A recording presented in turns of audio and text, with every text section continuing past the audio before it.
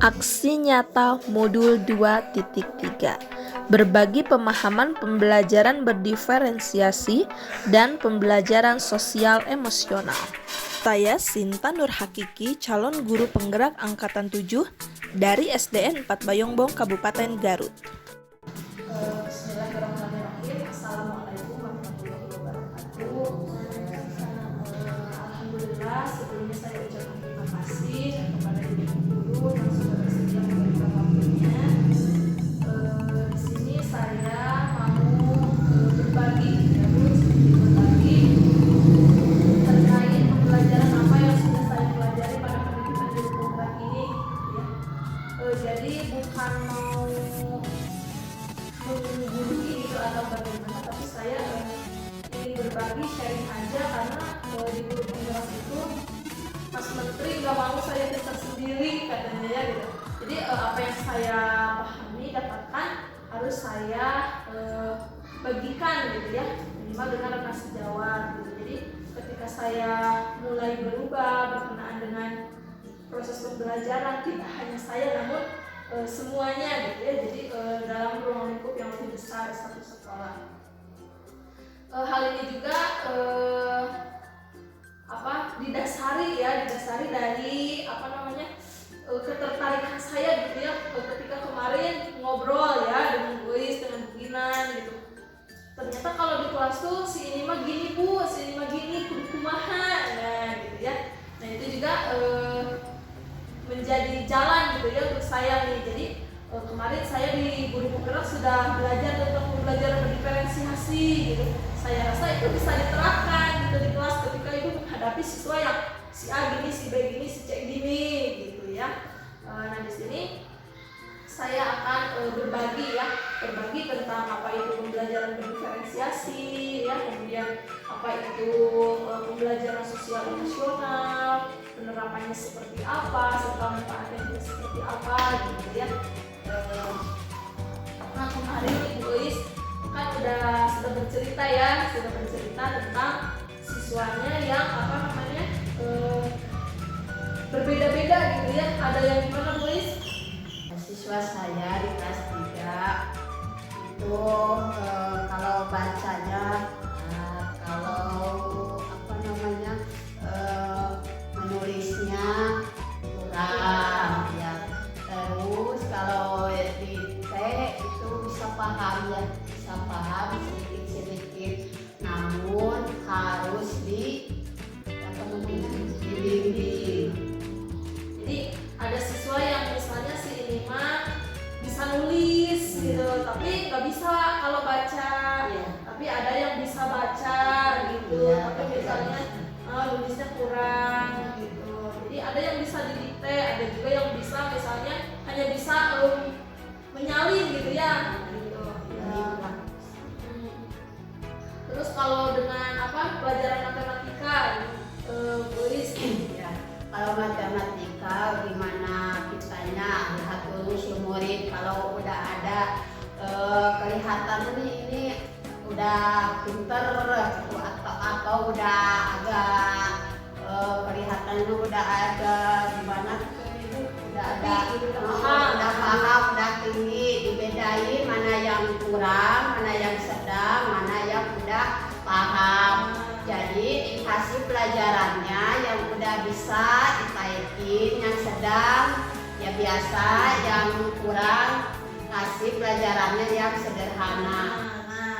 Nah Bu Is tanpa disadari ya, jadi Bu Is itu sebenarnya itu sudah melakukan pembelajaran berdiferensiasi. Nah coba sebelumnya mungkin ada yang sudah mendengar gitu pembelajaran berdiferensiasi apa gitu?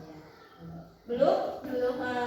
Nah biasanya ini ada di diklat ya, biasanya di diklat IKM ya, implementasi kurikulum merdeka ya. Nah jadi kemarin saya sudah belajar ya berkenaan dengan pembelajaran berdiferensiasi. Nah jadi ternyata ketika dipelajari lebih dalam ini tuh emang sudah kita lakukan gitu, cuman kita nggak tahu namanya gitu Bu. Jadi pembelajaran diferensiasi itu upaya pembelajaran dalam memenuhi kebutuhan murid gitu. Jadi kita tuh dalam satu kelas tuh tidak bisa memberikan pelajaran yang sama. Karena apa? Karena si murid itu berbeda-beda bisanya kalau didikte, si ini mah didikte juga sudah bisa.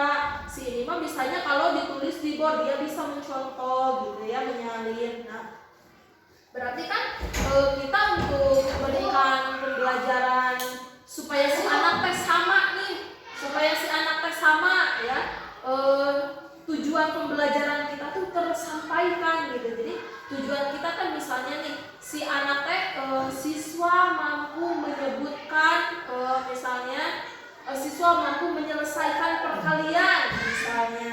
Jadi tadi kata Bu Ulis juga sudah melaksanakan. Si ini mah ibu udah beresnya lebih awal, jadi sok ganggu. Nah, jadi Bu Ibu dikasih lagi pelajaran yang lebih tinggi. Nah, terus ibu sih mah sedang pelajaran yang ibu kasih bisa, cuman bertahap waktunya lama. Ibu sih mah anu dasarna oge teu bisa pisan. Nah, ya. Jadi kan kita nggak bisa ya memberikan pembelajaran yang sama. Nah, untuk menyikapi ya, untuk solusi dari permasalahan tersebut, maka kita sebagai guru harus memberikan pembelajaran berdiferensiasi. Jadi pembelajaran diferensiasi itu adalah usaha guru untuk menyesuaikan proses pembelajaran untuk memenuhi kebutuhan murid ya. Jadi sesuai kebutuhannya gitu. Sesuai kebutuhan, sesuai kemampuannya. Nah, kemudian di sini guru itu untuk melakukan pembelajaran berdiferensiasi itu harus melakukan pemetaan dulu. Jadi dicari tahu dulu kebutuhan mana gitu kan. Kita tak mau memberikan pelajaran sesuai kebutuhan, berarti kan kita harus tahu kebutuhannya apa ya. Jadi si kebutuhan murid ini ada tiga ya, ada tiga. Yang pertama kesiapan belajar murid. Kesiapan belajar murid tadi Bu Ulis yang Bu Ulis katakan ya. Si Yoga bisana didikte, si Yoga bisana lah menulis. Nah, jadi kesiapan murid. Oh, si Yoga siap, iya lah mau didikte. Oke, udah ini. Jadi tingkat kemampuannya udah sampai di mana nih? Di sedang, di tinggi atau di rendah. Nah, itu kesiapan murid. Kemudian minat, ya. Minat itu kemauannya gitu, minat. Kan suka ada ya si murid si Yoga lamun pas dari halus, ya, gitu. Atau lamun misalnya teh pelajarannya kurang tapi pas ngegambar bagus. Nah, itu adalah minat ya. Nah, kemudian yang ketiga adalah profil belajar. Jadi profil belajar itu ada auditori, ada kinestetik. Jadi si anak tuh beda-beda. Seperti Abi wenya ya saya pribadi ya Bu. Jadi kalau belajar tuh enaknya Abi lamun malam jempling ya. Orang lain jempling jadi sekali dibaca teh enak gitu.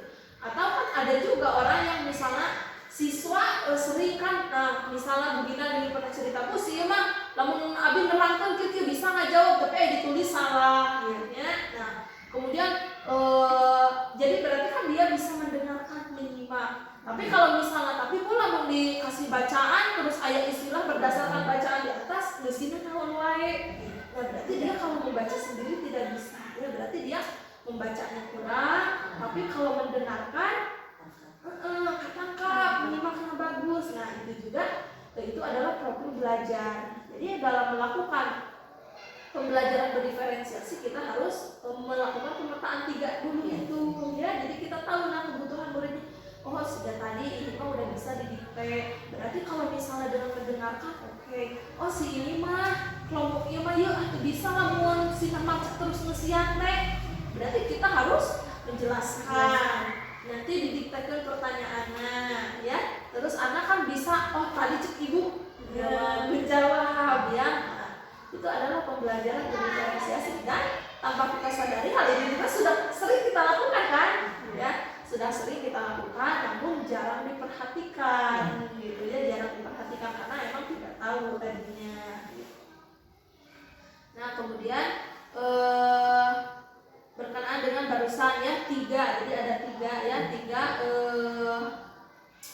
kebutuhan murid itu ada tiga ya tadi ya, kesiapan belajar, kemudian minat dan profil belajar yang sudah barusan dijelaskan. Jadi siswa itu ada yang visual, ada yang auditori, ada yang kinestetik ya. Nah, itu profil belajar. Misalnya siswa tuh lamun kita ngajelaskeun misalnya nih sistem pencernaan teh mulai dari mulut, rongga, ya, lambung, kemudian usus besar, usus halus, siswa kadang ketika mengisi pertanyaan nggak bisa, tapi misalnya kita tempel poster, ya, poster ada gambar sistem pencernaan mulut buat ini, si anak bisa menjelaskan, oh ibu enak mulut mesin sama ayam. Nah, ya, jadi itu si anak tuh visual harus melihat gitu ya, harus nonton video biasanya. Nah itu profil belajar siswa. Tapi ada juga yang tadi cuma membaca, dengan membaca memahami bisa pengisian, tapi ayah kan cuma bisa ketika diterangkan mendengarkan. Nah itu kan beda-beda ya, jadi itu juga harus kita perhatikan. Itu 3 kebutuhan murid. Kemudian cara mengidentifikasinya dengan kita tiap hari juga ya, tanpa kita sadari itu kita udah bisa menyimpulkan. Dari kamar ibu Gina, Bu Is ngobrol, ibu si A mah gini, ibu si B mah gini. Nah itu berarti kita sudah melakukan pemetaan ya. Jadi kita sudah melakukan pemetaan kebutuhan. Kita sudah tahu nih kebutuhan si ini, kebutuhan si ini, kebutuhan si ini ya gitu. Seperti pengalaman Abdinya Bu waktu di MI ayah barangkali kelas genep bisa dibilang berkebutuhan khusus lah ya, seperti gitu. Jadi si anak tuh nggak bisa nulis, nggak bisa baca, bisa nulis nate kata lain cangkem ngaran cuma nama dia sendiri gitu, cuma dia sendiri. Jadi ketika disuruh nulis, coba nulis nama ibu Sinta, nggak tahu. Nah jangankan baca gitu ya, jangankan baca, jangankan nulis, huruf aja kan nggak bisa. Tapi saya tuh punya target di kelas saya talaran Al-Quran ya, An-Naba kan 40 ayat tuh panjang ya. Jangankan baca Quran, latihan aja nggak bisa ya. Terus ketika ada satu siswa lagi dia mah bisa baca tulis, jadi tapi nggak bisa baca Quran, dikasih dilatihkan ya. Jadi si Arab ditulis huruf cepat, sok apa bisa. Nah kemudian dia bingung mana baca tuh bisa mau mana, tapi ketika sering dalam pembelajaran perhatikan gitu. Terus ketika Abi ngejelaskan, ditanya bisa jawab gitu. Tapi kan kalau dia disuruh tulis baca ya, dikasih buku paket sok baca ini tulis terus isian, dia nggak bisa gitu. Tapi ketika saya menjelaskan, dia perhatikan, ditanya secara lisan, dia bisa menjawab secara lisan. Berarti nyimaknya bagus ya, cuma dia nggak bisa nulis gitu.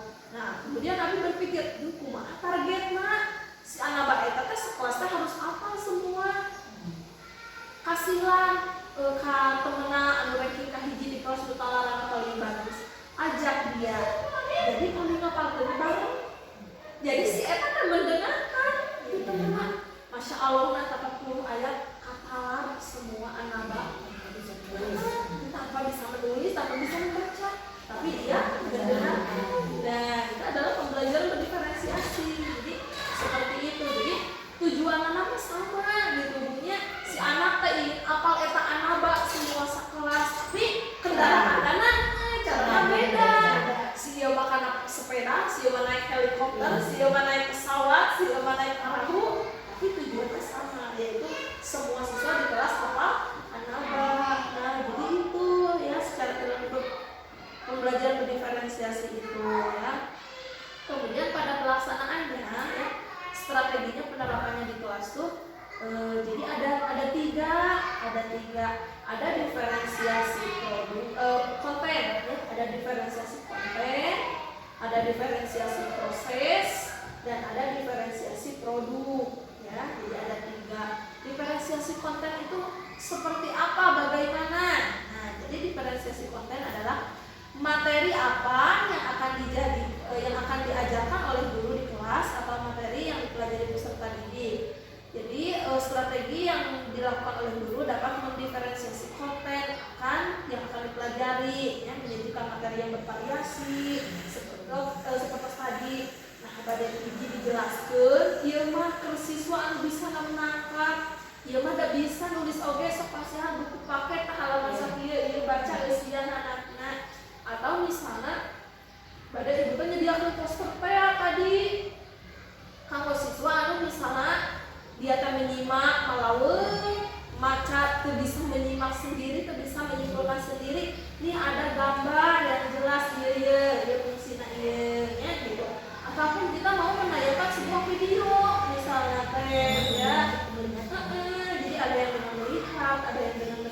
ada yang bisa membaca pemahamannya. Nah, itu adalah diferensiasi konten ya. Jadi Ibu teh memberikan pembelajaran yang bervariasi ya, misalnya dikelompokkan seperti tadi Bu Eis.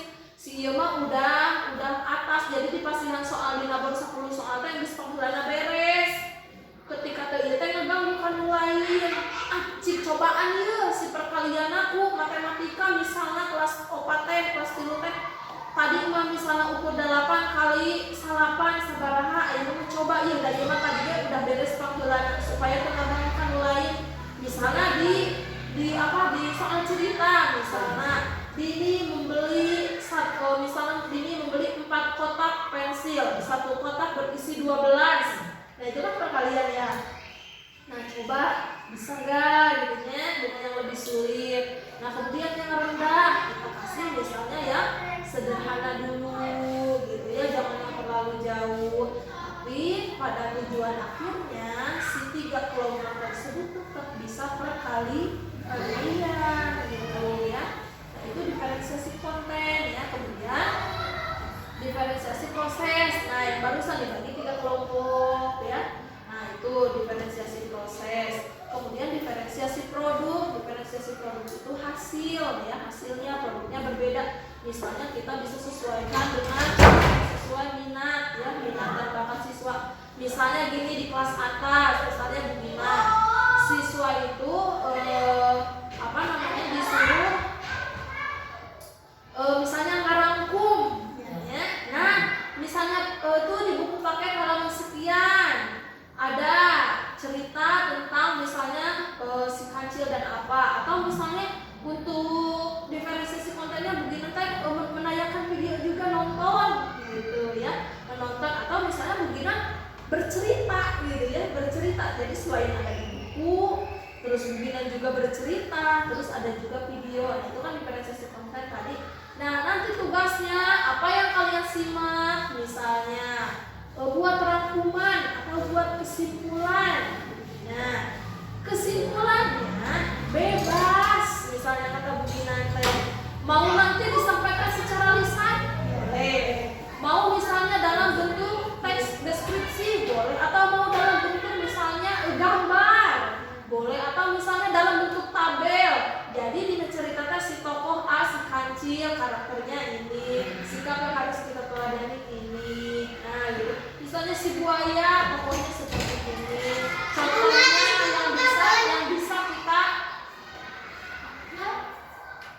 yang bisa kita teladani yang mana ini. Nah itu diferensiasi produk ya. Jadi hasil akhirnya, kegiatannya gitu. Nah seperti misalnya Abidnya kemarin tentang sistem pencernaan ya. Siswa sudah menonton semua tayangan, buku juga ada, sudah mengamati gitu ya. Kemudian berefleksi dengan kehidupan sehari-hari. Nah, silakan buat kesimpulannya. Ada yang membuat mind map ya, ada yang diagram Freyr, kemudian ada yang di tabel, ada yang deskripsi, satu mulut berfungsi untuk ini. Nah jadi itu adalah diferensiasi produk ya. Jadi nah kita harus dalam penerapannya pembelajaran berdiferensiasi itu, jadi tadi kembali pada kebutuhan murid ya, yang 3 tadi. Kemudian dalam pelaksanaannya berdasarkan kegiatan tersebut ya. Nah prosesnya, produknya sesuai minat saja, silahkan kita beri kebebasan. Mau seperti apa, Ibu Abi mah bisa ngegambar silahkan, Ibu Abi mah mau secara lisan silahkan gitu ya. Nah kemudian itu ya diferensiasi ada 3. Tadi Bu Is juga secara tidak langsung sudah menerapkan ya, ada 3 kelompok kemudian itu. Nah kemudian bagaimana pembelajaran diferensiasi dapat memenuhi kebutuhan belajar murid. Nah jadi pembelajaran berdiferensiasi itu dapat dilakukan di kelas dengan menciptakan suatu pembelajaran yang beragam ya, dengan memperhatikan kebutuhan belajar murid ya, kebutuhan yang 3 tadi. Kemudian memberikan kesempatan dalam memahami konten ya, jadi sesuai kebutuhannya tadi. Abi biasa nah itu lalu nonton bisa, lalu mengamati gambar di sana. Nah itu. Nah kemudian memproses learning dan meningkatkan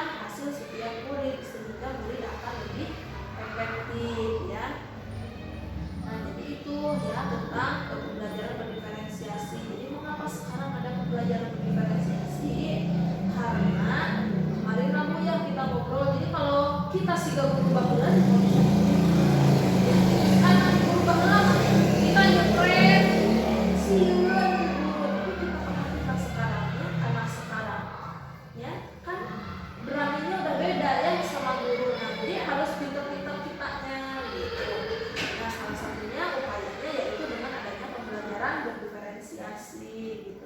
Tapi kalau kita flashback kembali ke belakang tanpa disadari, dulu juga kita sama gurunya Abi gitu ya, Sunnah pribadi sama guru SD emang gitu ya sering diberi kebebasan seperti misalnya pembelajaran bahasa seni budaya gitu ya, yang kerajinan sampai naon gitu ya, itu kan berarti diferensiasi ya sesuai kemampuan sesuai minat gitu.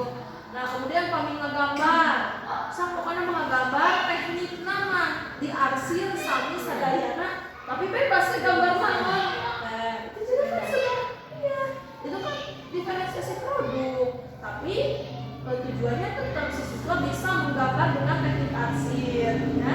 Nah itu belajar diferensiasi. Jadi kalau misalnya kita seperti tadi tulis menunjukkan siswa yang seperti itu ya, tulis kan sudah bisa mengidentifikasi ya pemetaan kebutuhan anak siswa yang mah bisa memiliki teteh ya, berarti kedah kumaha boys harus kumaha harus menyajikan bahan ajar ya. Nah jadi menyiapkan misalnya buku paketnya gitu. Nah memang dalam pelaksanaannya si pembelajaran berdiferensiasi ini harus persiapan yang matang ya, harus ada perencanaan dan pembelajaran. Jadi yang terpenting pertama kita ketahui dulu tujuan pembelajaran hari ini gitu ya. Tujuan pembelajaran hari ini kita paham apa, nah prosesnya seperti apa kita sesuaikan dengan kebutuhan ya. Nah itu adalah pembelajaran berdiferensiasi. Kumaha ibu pilih ayam kita harus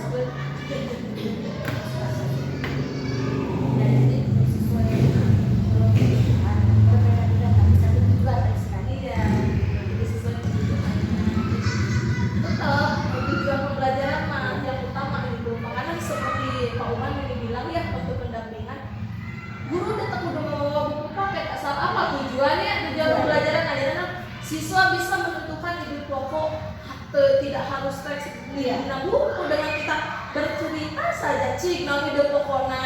Nah kan itu tujuannya, pokoknya tujuan pembelajarannya gitu. Nah kemudian seringkali kita juga sering mendengar misalnya siswa ayeuna mah beda jeung urang baheula nya urang mah kudu teh sieun urang mah lamun belajar cek guru teh ditalan ieu nu henteu yang dicepret di rumah teh ngapalkeun ayeuna mah hare-hare nya gitu teu aya masieun gitu contohna. Itu adalah berarti kita harus bertindak secara halus ya gitu. Terus seperti tadi duha ya. Pertama kan oke, mak kerja lagi recok. Nah, itu kan berarti kendalinya ada di kita ya. Kita kan harus bisa mengendalikan suasana kelas ya, membangun fokus kembali.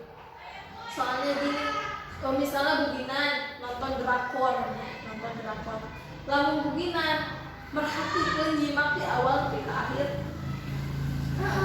Kadang-kadang teh baper terbawa suasana.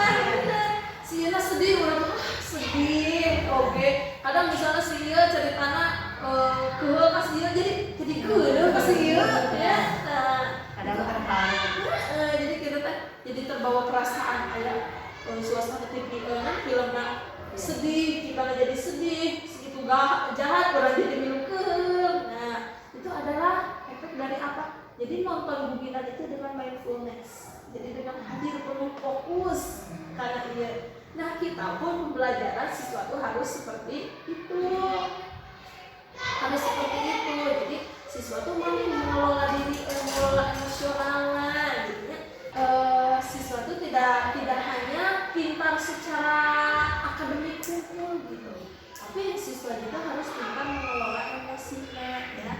Nah Nah, kemarin di pendidikan kemarin setelah saya belajar tentang pembelajaran berdiferensiasi, kemudian praktek, kemudian melakukan PTK, ya, jadi mengamati nih dengan metode pembelajaran seperti ini nilainya seperti ini. Kemudian saya mengevaluasi, melakukan pemetaan kebutuhan murid, apa aja yang perlu diperbaiki, ini saya coba, kemudian dibandingkan nilainya dan ternyata ya ada perubahan, gitu ya, ada perubahan. Nah, setelah saya belajar itu, kemudian saya juga belajar tentang PSE, pembelajaran sosial emosional, ya. Nah, jadi si pembelajaran sosial emosional ini atau biasa disebut itu PSE, ya, adalah pembelajaran yang dilakukan secara kolaboratif oleh seluruh komunitas sekolah, ya. Jadi siswa dengan guru, guru dengan guru, guru dengan kepala sekolah, pokoknya seluruh lingkungan, ya. Proses kolaborasi ini memungkinkan anak dan orang dewasa di sekolah memperoleh dan menerapkan pengetahuan, keterampilan, dan sikap mengenai aspek sosial dan emosional, ya. Agar apa? Agar satu, siswa itu memahami dan menghayati serta mampu mengelola emosi, berarti itu dengan kesadaran dirinya, ya. Kemudian siswa itu mampu menetapkan dan mencapai tujuan yang positif, ya. Jadi siswa harus mampu mengelola dirinya. Untuk mencapai tujuan positif itu siswa kudu kemana? Dia bisa menentukan sendiri, gitu, pengelolaan diri. Kemudian merasakan dan menunjukkan empati kepada orang lain. Jadi kita tadi sebenarnya merasa peduli ke sesuatu. Jadi ketika misalnya nih si tadi begini kayak nonton drakor, si dia didolimi, dijahatan, kan timbul rasa karunya. Nah, jadi kita juga belajar di siswa harus seperti itu. Ketika si siswa ninggalin misalnya teman atau saudara atau apa kemana, dulu karunya, misalnya atau apa adik. Nah, jadi kita harus seperti itu. Kemudian membangun dan mempertahankan hubungan yang positif, keterampilan berelasi. Jadi dalam berteman, ya, siswa harus terampil berelasi, gitu. Kemudian membuat keputusan yang bertanggung jawab. Jadi dia mampu menentukan sendiri, gitu, apa yang harus dilakukan, apa yang harus diputuskan. Nah, jadi tadi ya, kemudian si kerangka kompetensi sosial emosional ini, ya, si pembelajaran PSE diintegrasikan ada 5 kompetensi, ada, jadi sebenarnya ada 5 KSE, ya. Si PSE ada 5 KSE dalam KT, ya. Nah, yang pertama tadi kesadaran diri, ya, jadi kita harus mengembangkan, gitu ya, menggali potensi siswa dan kesadaran diri. Nah, yaitu dalam kesadaran diri teh kemampuan untuk memahami perasaan, emosi, gitu ya, dan nilai-nilai diri sendiri dan bagaimana pengaruhnya pada perilaku diri, ya, dalam berbagai situasi dan konteks kehidupan. Kemudian yang kedua yaitu manajemen diri. Abimah kemarin belajarnya disingkat, ya, ada dari kesadaran diri, terus mari manajemen diri, ya. Kemudian ada darso kesadaran sosial, terusan keterampilan berelasi, terasi keterampilan berelasi, dan satu lagi yaitu ngambil sepanggung, pengambilan kebebasan yang bertanggung jawab. Dia ada 5 KSE-nya. Nah, itu yang perlu kita kembangkan. Kemudian, nah di sini syarat agar si 5 KSE tersebut bisa berhasil teh yang apa? Ya, kumaha sih Bu arah si 5 KSE eta ada di siswa teh. Yang pertama adalah dasarnya itu, dasar penguatan 5 KSE itu adalah tadi kesadaran penuh atau mindfulness, ya. Seperti tadi teh Bina nonton, gitu. Jadi kita harus kita bangun sekarang si siswa teh fokus, ya, fokus mindfulness. Jadi jangan belajar di sini HP-nya ke mana, atau belajar dia tapi hotel atau kemana. Jadi apa yang kita aja, gitu. Lalu kita nonton, kurangnya sambil malahan mau dia teh, ya. Beda. Tidak fokus. Beda dengan kita tadi benar-benar perhatikan kita teh emosional ke bawah, emosi, sedih. Pernah kan nonton sampai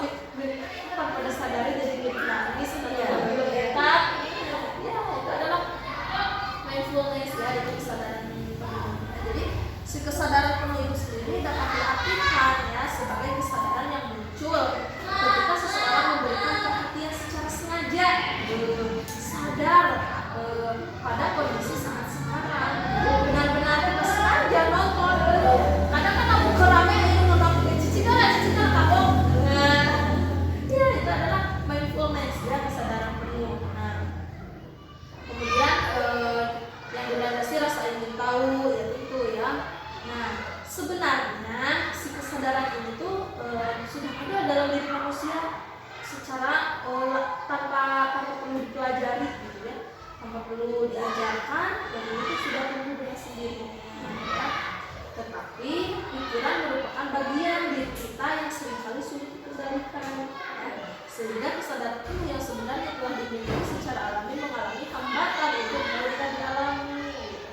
Jadi ini emang sudah ada ya dalam diri kita, cuman kan kita pikiran banyak gitu, jadi tidak bisa mengendalikan. Nah, itu yang perlu kita kendalikan.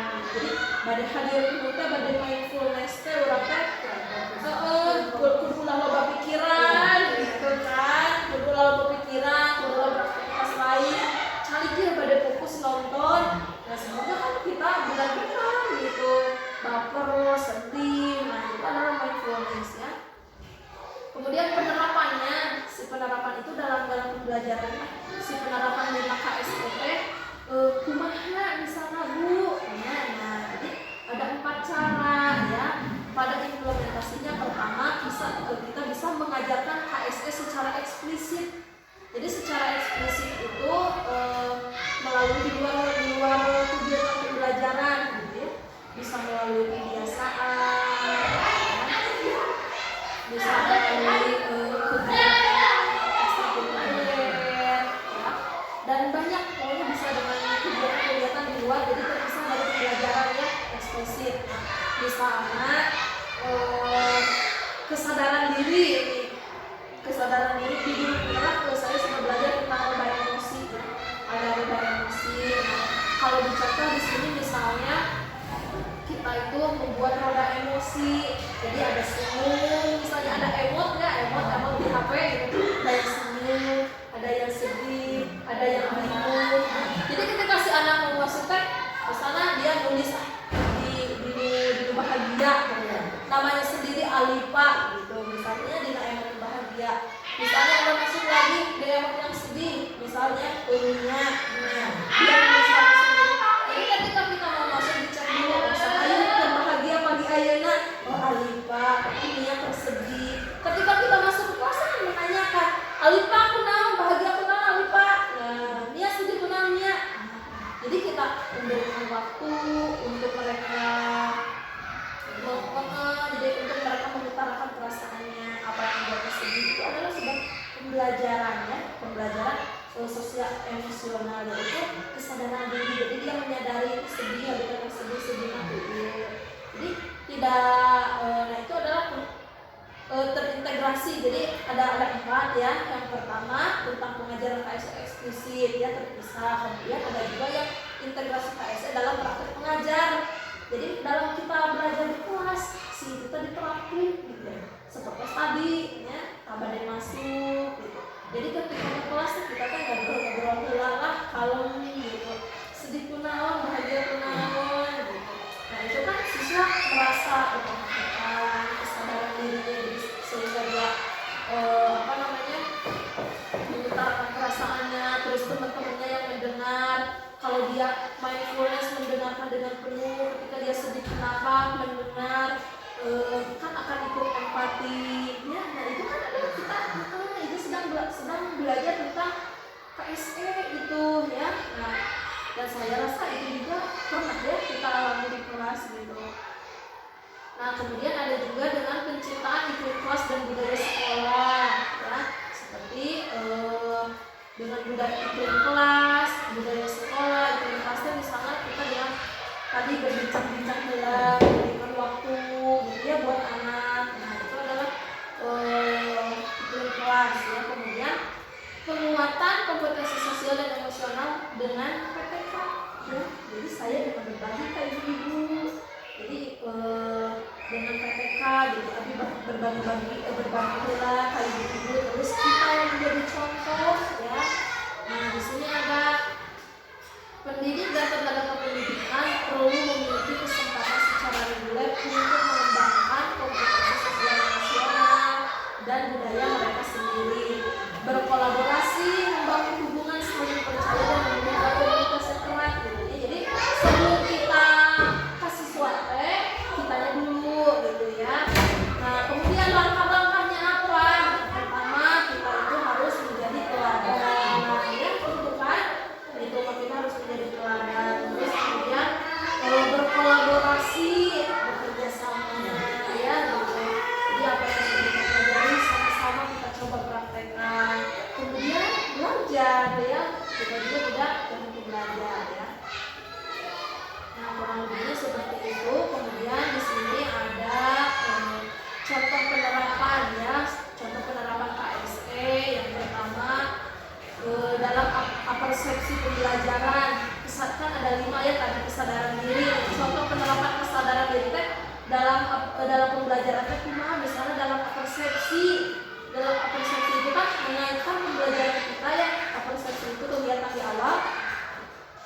misalnya dengan kita menanyakan pertanyaan-pertanyaan yang berkaitan dengan kehidupan nyatanya, misalnya kan si siswa tuh udah tentu menjawab ya, itu kan berarti kesadaran diri ya, dia kesadaran. Misalnya kan kita belajar tentang misalnya pemimpin ya, pemimpin, coba pemimpin di keluarga, di rumah saha bapak. Nah berarti kan dia sadar si pemimpin yang baik itu yang seperti apa, misalnya anu sayang bu, anu bertanggung jawab. Nah kan dia kesadaran dirinya ya. Nah itu adalah dengan persepsi pun terintegrasi ya, itu maksudnya dalam integrasi pembelajaran. Nah kemudian manajemen diri itu seperti tadi sudah hilang fokus ya. Nah kita sebagai guru harus mampu mengembalikan fokusnya kembali. Misalnya dengan apa? Dengan seringnya dengan misalnya dengan kita sok berhenti, tarik nafas lah sebelum mulai. Nah itu adalah pembelajaran sosial emosional dengan teknik stop. Dengan kompetensi yang dikembangkannya yaitu manajemen diri. Jadi ketika kita hilang fokus atau misalnya kita lagi ngambek, gitunya astagfirullahaladzim. Nah itu adalah manajemen diri gitu. Ketika kita tetap misalnya capek lah, tarik nafas dalam-dalam, udah cukup. Nah itu adalah manajemen diri. Jadi dengan teknik stop, misalnya ketika suasana di kelas sudah tidak kondusif, gandeng, gimana oke udah misalnya capek, kesel rumah, kita tarik nafas, stop ya. Jadi stop, berhenti, take a breath, tarik nafas. Jadi kita tidak dulu misalnya atau baru makannya sudah tarik nafas, oke stop, jemput kalian misalnya, stop, diam semua, diam, tarik nafas ya, keluarkan, pakai diri langsung. Atau misalnya dengan ice breaking, boleh ya, dengan ice breaking misalnya kelas 1, kelas 2 atau campur, misalnya kuliah tangan di atas gitu ya, peregangan, pemanasan. Nah misalnya sudah siap belajar kembali, siap, pastikan kembali lagi. Itu adalah yang diri ya. Kemudian ada lagi tentang keterampilan berelasi. Misalnya kita di kelas dibuat kelompok, kan seringnya ada yang kelompok, waduh ayo sendiri, waduh ayo di kelompok teh yang ini sendiri. Nah itu kita harus bisa gitu ya. Jadi si anak tuh dikembangkan gitu keterampilan berelasinya kayak sama-sama. Jadi dia beradaptasi gitu ya. Jangan kami terus jadi aja dia weh, dasarnya kamu lagi dia pas wae. Nah dan itu berelasi itu kita coba kelompokkan, kita bimbing ya. Jadi harus seperti apa? Kita memperhatikan bagaimana sih hal ini sih dia. Nah kita kasih penguatan ya gitu. Itu adalah keterampilan berelasi. Kemudian pengambilan keputusan yang bertanggung jawab. Jadi siswa itu harus bisa mengambil keputusan bertanggung jawab. Misalnya apa? Gue di kelompok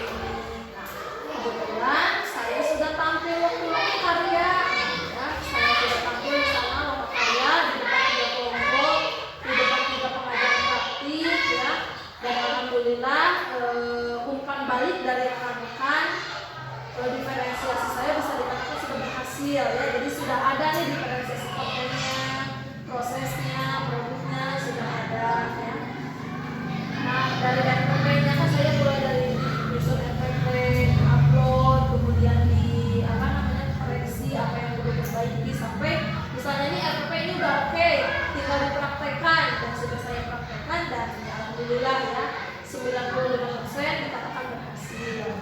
Kemudian setelah belajar ini saya juga belajar tentang coaching. Jadi supervisi akademik ya dengan paradigma berpikir coaching. Jadi kan biasanya kalau kita disupervisi ya sama kepala sekolah ya, disupervisi sama kepala sekolah, kita lagi mengajar kan, dinilai, dievaluasi. Misalnya ini udah bagus, misalnya tinggal tapi kurang ini nih, tinggal perbaiki ya. Misalnya ulah kieu kan biasanya gitu kalau supervisi ya. Kalau dalam penggerak ini jadi si supervisinya itu dengan paradigma berpikir coaching. Jadi berpikir coaching itu sebagai coach, si kepala sekolah yang mensupervisi itu sebagai coach. Jadi bukan ngadikte ini salah ini benar ya, tidak, tapi kita itu justru bertugas untuk mengembangkan potensi yang ada. Jadi si guru disupervisi teh justru ku coach teh dicari, oh padahal ini punya potensinya ini gitu ya. Jadi si coach itu tidak memberikan solusi ya seperti tadi ngevaluasi, tidak ya ini salah ini benar, tidak. Jadi kita hanya membantu mengembangkan potensi guru gitu ya. Jadi ibu bapak teh dipantau ini orang padahal begini bisa loh ini tinggal ini gitu. Jadi enggak kita benar salah sanes badangan nilai gitu. Nah termasuk abi oke sama gitu ya. Nah abi kemarin praktek ngajar, jadi cuma dinilai balik di situ padahal kalau misalnya nah abi kan diferensiasi produknya sesuai minat maksud abi itu. Jadi silakan kalian misalnya membuat kelompok masing-masing sesuai minat. Ini mau praktek yang rangkaian listrik seri, mau paralel atau mau menggambar, silakan saja pilih sendiri. Nah, itu kan maksud saya sesuai minat kan abi kalian bagian. Tapi ketika di komentar, ibu kalau seperti itu biasanya anak-anak akan berkelompok, abi kalian ada si iya di dia gitu. Nah, ibu ketemu tak kumaha bu carana ngarang gitu, misalnya atau ulah gitu gitu nya, kumaha bu carana. Jadi kan abi berpikir, oh kayaknya bakal itu kumaha apa misalnya tuh abi dikelompokkan berdasarkan nilai yang evaluasi pertama kan pas aya nilai isian, sih nilainya 100, misalnya si nilai 100 sampai 80, nilainya rangkaian listrik paralel atau PVC. Nah, rangkaian si ieu tina nilai 78 sampai misalnya sampai 50 dina listrik seri. Nah, dia misalnya 30 sampai 50 kena gambar weh. Jadi sesuai itu ya bu gitu bisa. Nah, tuh, jadi kita kan bisa sebenarnya. Cuman enggak ini. Nah, jadi si tugas coach itu nanti seperti itu. Nah, biasa nih atau belajar pas ayat tugas gitu. Ayat tugas nanti sami gitu. Ketika abi atas disupervisi, harus diobservasi ke pengajar praktis. Sekarang abi tugas observasi bapak ibu.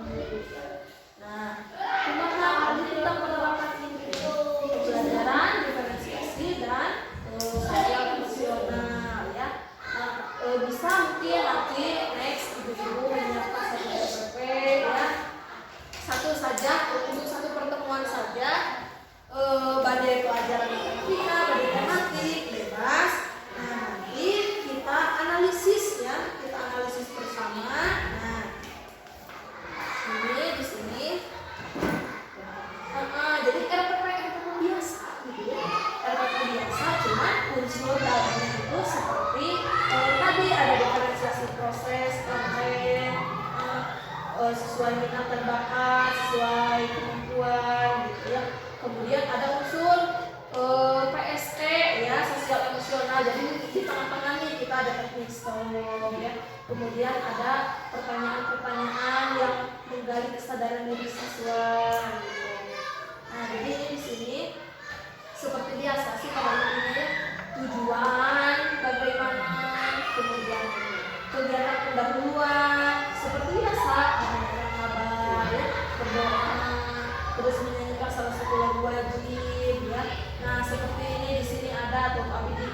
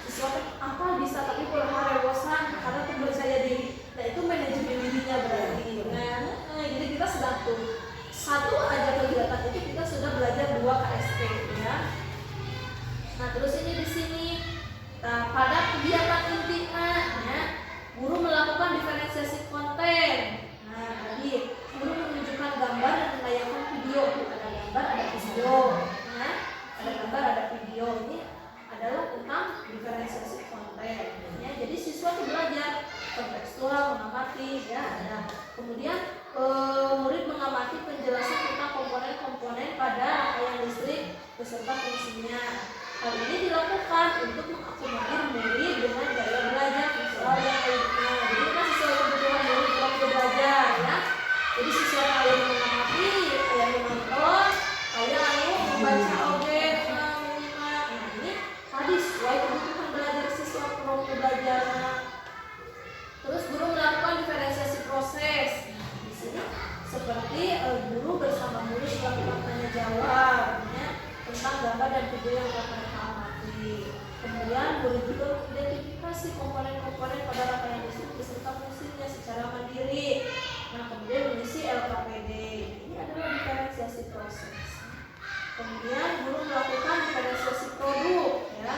Sehingga tadi dibagi 3 kelompok, aya anu bade ngadamel rangkaian listrik paralel, bade anu seri, bade ngagambar. Nah, itu adalah diferensiasi produk. Itu adalah diferensiasi produk. Nah, kemudian ini misalnya selesai tayangan mengamati sebelum lanjut ke LKPD kedua, guru bersama-sama melakukan case breaking ya, disertai gerakan-gerakan peregangan setelah menyelesaikan pembelajaran sebelum dilanjut ke diskusi kelompok. Ini adalah manajemen diri ya, sebagai upaya membantu melepaskan ketegangan.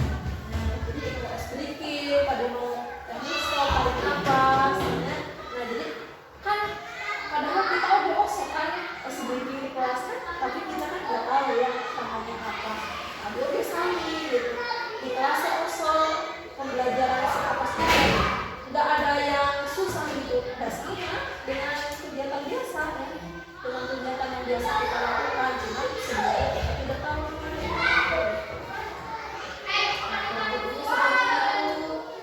Tadi bikinan atas tuh ada ditampilkan di dalam karya. Maka perlu bau di sini sama badai ya, abi kan harus ya harus supervisi gitu, jadi sudah ninggal gitu, ada pas ku ada bikin teh nyampe teh gitu dilaksanakan gitu. Nah kemudian kalau punya dan sana sebagai nilai benar salah gitu, sana misalnya oh yuk salah ini ya gitu kan, udah oke sambil belajar. Abi oke sama belajar, cuman mungkin sebelum ibu abi heula gitu. Abi mah atas narama karya, ilmunya perasaan atas dina pendampingan kan sama rawat bagaimana dicek dulu, misalnya perbaiki dulu ini sempurna, baru nanti praktek ngajar. Kurang lebih seperti itu mungkin bapak ibu. Itu terserah pada saat diri dari ujian kita tampil kayak paling dunia sebelum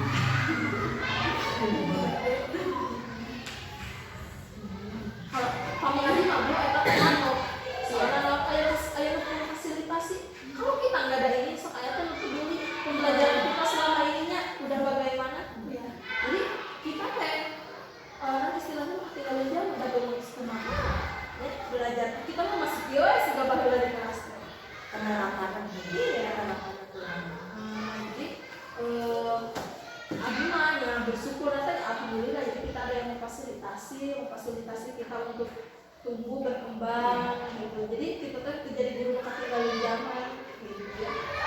Jadi udah tahu nih pelajarannya seperti apa gitu ya, harus seperti apa di IKM sekarang ya,